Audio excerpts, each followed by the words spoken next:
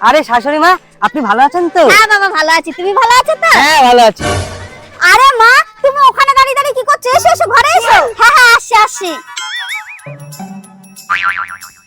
যাই, অনেকদিন পরে আমার শাশুড়ি মা আসলো। কচি পাটার মাংস খাওয়াবো, বাজার থেকে নিয়ে আসি গা।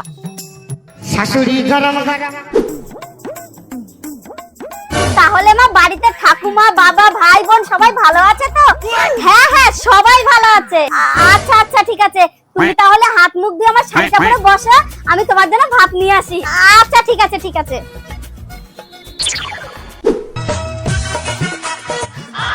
হায় রে, কালকের ব্যাপারটা নিয়ে আমার বউ এখনো রাগ করে বসে আছে। যাই যাই, রাগটা ভাঙাই। কই গো সোনা, তুমি রাগ করে থেকো না। আসলে কালকে না আমি একটু বেশি মাল খেয়ে ফেলেছিলাম, এর জন্য না তোমার অন্য গোডাউনে গাড়ি ঢুকিয়ে দিয়েছি। তুমি যাও তো, এই নাও কচি পাটার মাংসটা বেশ জমিয়ে রান্না করো তো।